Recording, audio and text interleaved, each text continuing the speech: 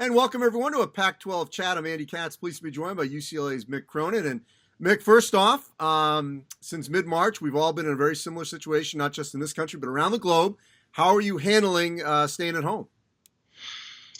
Well, at this point, I think most people are adjusted. So I don't, I'm fortunate. I think about less fortunate, people that have no jobs. And, you had two groups of people struggling financially, people struggling medically. So to this point, my family's been safe and sound. So it's a huge adjustment. Somebody texted me this morning like, hey, if it opened back up, what would you want to do? It's an easy answer. I think we just want to go to work. Usually, hey, I want to go on vacation here, there, whatever. I think we all just want to go back to normal. Get back for us. See my staff in person, see my players, be in the gym, to where we're all hearing the balls bounce, and that's our normal. So, I think everybody just wants their life back right now. All right, so I've talked to a lot of coaches and players over the last couple of weeks, and everyone sort of has a different situation in terms of their ability to work out. Some players are fortunate that they actually may have a hoop in front of their house. Some live, in other situations, maybe an apartment, or maybe they're still on campus and they don't have that access. Everyone can get out and run in some form, but how are your players handling this setup in terms of trying to stay in shape and try to stay connected at this juncture? Well, I read what Sean Payton said the other day, and I thought that was, he's seen the big picture. Guys, you got to stay in the best shape you can. Our difference is you got to worry about academics. We're on the quarter system. We got to finish strong. This is going to end, and when it does, you want to make sure that when we get back in the gym, you're in the best shape you can be in. But my focus right now is on my players, their families, their academics. When I say my players and their families, their health and their academics. Whatever they can do to get in the gym is great. Some of them have more access than others. As far as working out, staying in shape, it goes back to what I call the Clubber Lang days, right? Sit-ups, push-ups, pull-ups. There's ways to do it. You ran an Ironman, so I'm not telling you anything you don't know. But, hey, at the end of the day, I still think, safety of your family, my guys and their families, and then obviously our academics. That's what I stress to them. Well, for the record, it was an Olympic triathlon. Not an Ironman, but I don't want to give myself too much credit. Still impressive. Yes, thank you. All right, so this past season, a lot of times when you take over a program, it's going to take not just months, it may take years to get your imprint on. But your season really changed within months, and by the end of the season, despite what happened in that last second shot against USC, you guys were playing your best basketball. They were defending. Everyone was all in. How did it happen this past season? That just took its time. I think part of the reason I took the job is because I knew we had a roster of players. And I knew we had incoming recruits in Jaime and Jake that were going to come, no matter who the coach was. That was part of the allure of the job. Because in what I went through at Cincinnati in 2006, I would not wish on my worst enemy, of having to start totally over. There's no players out there at this time of the year. So that was an allure of it. But the issue, we were young. We were really inexperienced. We had no leadership returning. So we were going to have to build. It was just going to take time. And that's coach talk. And people tend to brush us off with coach talk. That's just, But, there's we didn't want to scratch off to get our job. So sometimes you got to give us credit and listen. It was just going to take us some time. Our guys needed experience.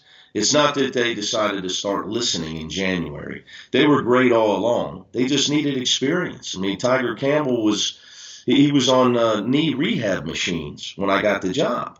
Now all of a sudden I need him to play 35 minutes a game. And he ends up leading the Pac-12 in assist-to-turnover ratio. So it's a tremendous accomplishment on his part. I mean, just an amazing accomplishment. So the players, as they got experience, they developed their ability to compete harder and longer. We were able to start winning games. But practice didn't change. Like, there was no, big, great meeting we had that everybody just decided, okay, we're going to try harder. People who've been around my programs know, our guys, they practice hard all the time. It's really not an option. So I was just really proud of them. I was happy for them. Because this day and age, there's a lot of pressure on kids. A lot of, social media is 24 hours. And as an adult, you can block it out. It's hard to block it out as a kid. So I was just really happy for them. It was fun to be around. It was fun to watch, and to watch them smiling and laughing the last 6 weeks of the year as the wins were piling up.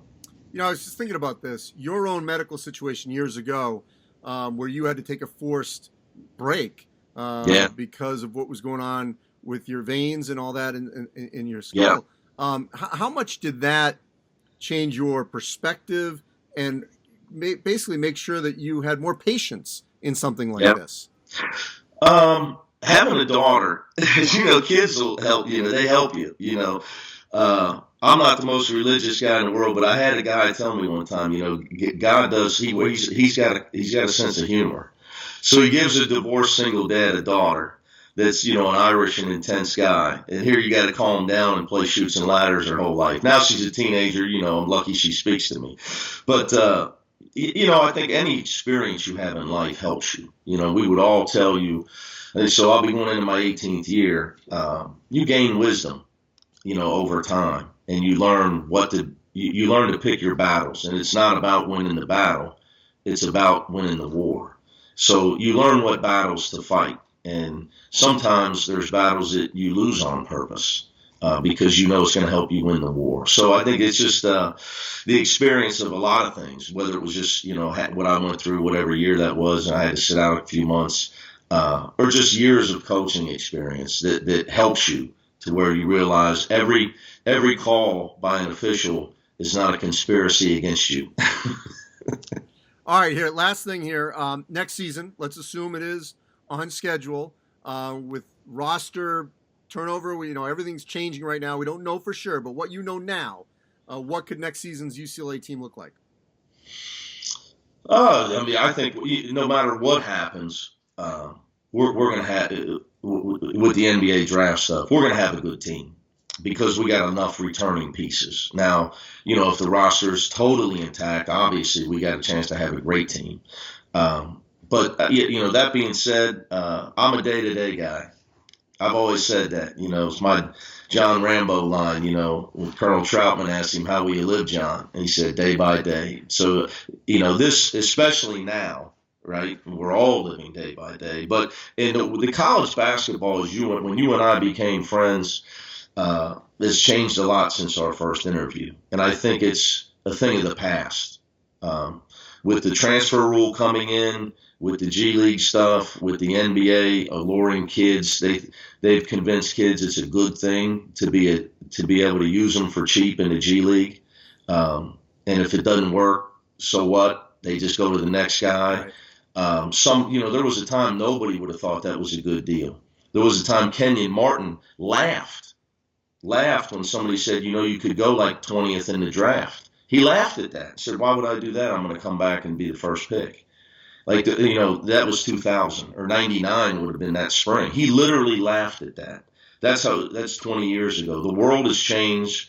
Roster turnover now it's just going to be the wave of the future. It just is. So we'll have these interviews every month and sit there and say, who's going to be on whose team. I mean, you just don't know. So, it probably leads us into the transfer thing I know you wanted to talk to me about. Well, no. I mean, we don't know where it's going, so we'll let that lie. Yeah, we will. But the bottom line is you should have a team that's going to be right near the top of the Pac-12 next season, regardless what happens with the draft process. And we don't even know when that's going to happen. So most importantly, best to you. Stay safe.